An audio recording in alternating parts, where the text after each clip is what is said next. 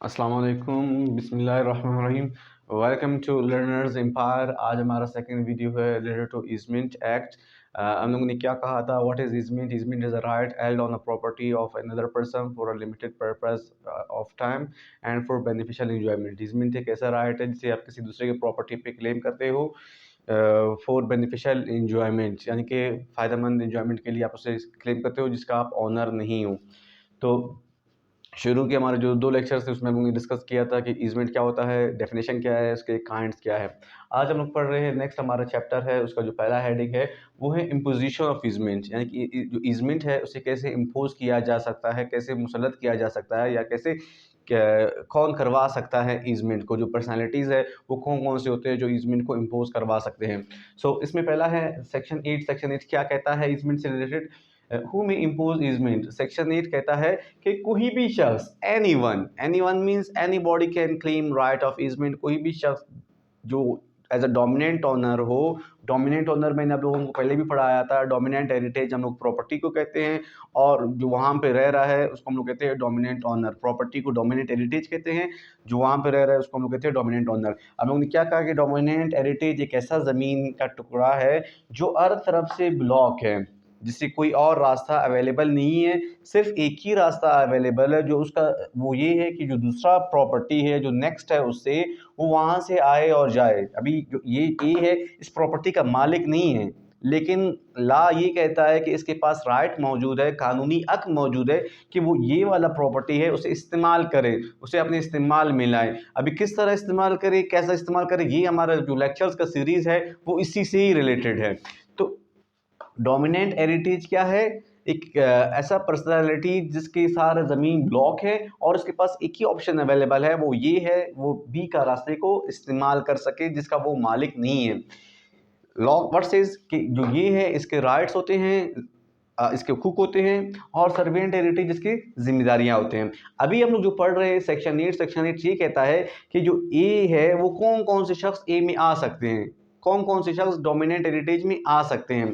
Generally law कहता है कि कोई भी शख्स आ सकता है, कोई भी शख्स जो यहाँ पे रह रहा है वो ये दावा कर सकता है, वो ये केस कर सकता है कि मुझे यहाँ से बी पर केस कर सकता है कि मुझे यहाँ से रास्ता दिया जाए, क्योंकि मेरे पास दूसरा रास्ता अवेलेबल ही नहीं है। अभी हम लोग पढ़ते हैं, पहला क्या कहता है कि टीनेंट का मतलब है किराएदार। अगर कोई किराएदार वहाँ यहाँ पे रह रहा है, किराएदार का मतलब जो मालिक नहीं है, तो किराएदार की सूरत में भी अगर उसके पास कोई रास्ता अवेलेबल नहीं है, so he can file suit, he can against B the servient heritage और servient owner for the right of easement. B भी टीनेंट भी करवा सकता है। Next one is there we have two personalities, owner and co owner. मालिक, co honour means एक ऐसा मालिक जो उसके साथ हो, पार्टनर मालिक, जिसके साथ वो शेयर कर रहा हो। तो जो मालिक है, ऑनर, वो भी क्लेम कर सकता है राइट ऑफ ईजमेंट का। को ऑनर मीन सपोज कि ए बी सी हैं, अभी ए बी सी तीनों ऑनर है, तो हम लोग ए को अगर एक ही शख्स हो तो हम उसको कहेंगे एक ही ऑनर है सिंपली। अगर उसमें डिफरेंट पर्सनालिटीज हो तो हम लोग उनको कहेंगे को ऑनर्स। जैसे कि एक ही ये ज़मीन का टुकड़ा है जिसमें ए बी सी है, तीन मुख्तलिफ पर्सनालिटीज़ हैं, तो हम लोग इनको कहते हैं को ऑनर। को ऑनर मीन्स वो सारे ऑनर्स होंगे। तो मालिक भी करवा सकता है अगर से कि इस ज़मीन पर एक ही मालिक हों। अगर इस ज़मीन के डिफरेंट मालिक हों, ए बी सी, सपोज कि ऐसा ज़मीन है जिसमें ए बी सी तीन मुख्तलिफ मालिक हैं, तो इन सूरत में ए भी करवा सकता है क्लेम, ए भी ये मुझे राइट ऑफ ईजमेंट दिया जाए, बी भी करवा सकता है और सी भी करवा सकता है। तीनों के पास ये ऑप्शन अवेलेबल है। नंबर थर्ड है लेसी। अभी लेसी क्या होता है? आप लोगों ने पढ़ा होगा ट्रांसफर ऑफ प्रॉपर्टी एक्ट में कि वो है लीज से रिलेटेड कि what is lease, you have discussed it in detail, but remember in lease there are two personalities, there are two parties, one is called lessor और one is lessee. Lease में हमेशा दो ही parties होती है, एक होता है लेसर और एक होता है लेसी। लेसर मीन्स जो लीज करवा रहा है, और लेसी जिसके साथ लीज हुआ है। तो अगर ये उसको ऐसा प्रॉपर्टी मिला है, उसने लीज में लिया है, एज अ लेसी है, और उसके पास कोई ऑप्शन अवेलेबल ही नहीं है सिर्फ बी का ज़मीन को इस्तेमाल करने के लिए, तो फिर वो ये दावा कर सकता है कि बेशक मैं मालिक नहीं हूँ, लेकिन मुझे सेक्शन 8 ये कहता है कि मैं अपना प्रॉपर्टी के लिए क्लेम करूँ as a matter of right. So lessee भी करवा सकता है, ईजमेंट का राइट क्लेम कर सकता है। फिर नेक्स्ट वन है मॉर्गेजी। मॉर्गेजी जिसे हम लोग कहते हैं उर्दू में गिरवी, मॉर्गेज को हम उर्दू में कहते हैं गिरवी। और मॉर्गेज में भी हमारे यहाँ पे दो पार्टीज होते हैं, एक होता है मॉर्गेजर और एक होता है मॉर्गेजी। मॉर्गेजर मींस जो मॉर्गेज जो गिरवी करवा रहा है, और मॉर्गेजी जिसने गिरवी किया है। तो अगर किसी को एक ऐसा प्रॉपर्टी मिला है जो गिरवी की सूरत में उसको मिला है, और वो प्रॉपर्टी एक ऐसा जगह पे है जिसके साथ कोई और ऑप्शन ही अवेलेबल नहीं है, सिर्फ एक ही ऑप्शन अवेलेबल है, वो ये है कि बी का रास्ते को इस्तेमाल कर सके, तो इस सूरत में भी वो राइट ऑफ ईजमेंट क्लेम करवा सकता है। He can claim right of easement. Then coming towards the last one, that is number 5, possessor. Possessor means एक ऐसा शख्स जो कि मालिक ही नहीं है, ना ही मालिक है, ना ही किराएदार है, ना ही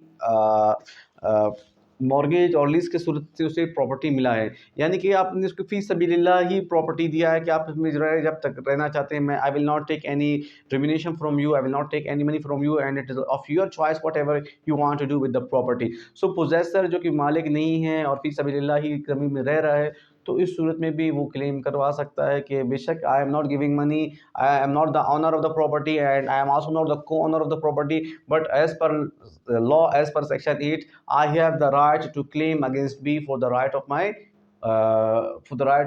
property and to secure my right of easement. Why? Because if it is not given to me, then I cannot utilize my right and I cannot come and go. So इस सूरत में possessor भी claim करवा सकता है right of easement का। फिर हमारा यहाँ पे आते हैं सेक्शन नंबर 9। सेक्शन नंबर 9 क्या कहता है? Servient owner. जनरली जो सर्विएंट ओनर है उसको कोई ज़रूरत ही नहीं है ईजमेंट के लिए और क्लेम करने के लिए, इसका कोई कॉन्सेप्ट ही नहीं बनता है, और लॉ भी ये कहता है कि उसको चाहिए ही नहीं और वो कर ही नहीं सकता है।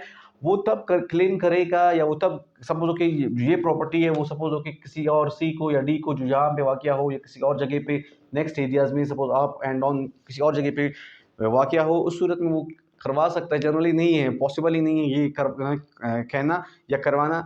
लॉ कहता है एक ऑप्शन, लॉ में एक ऑप्शन देता है वही सर्विएंट ओनर से रिलेटेड कि वो उस टाइम पे अपना प्रॉपर्टी को क्लेम करवा सकता है या ईजमेंट के लिए क्लेम कर सकता है जब सर्विएंट ओनर का कॉन्सेंट यानी कि रजामंदी शामिल हो, सॉरी डोमिनेंट ओनर का रजामंदी शामिल हो, और उससे जो डोमिनेंट ओनर की राइट्स है और जो उसका जो प्रॉपर्टी है वो डैमेज ना नहीं होता है और उसका जो राइट है वो कम नहीं होता है, तो इन सूरत में सर्विएंट ओनर करवा सकता है। जनरली पॉसिबल ही नहीं है। फिर हमारे यहाँ पे लास्ट सेक्शन है, section number 10, that is lesser और मॉर्गेजर। अभी हम लोग ने शुरू में पढ़ा था यहाँ पे लेसी और मॉर्गेजी भी करवा सकते हैं जिनके साथ आपने लीज किया है या मॉर्गेज किया है।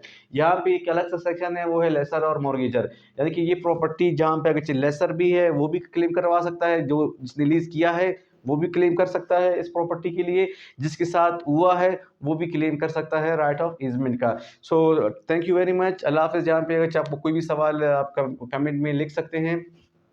अल्लाह हाफिज़। Thank you very much. Good bye.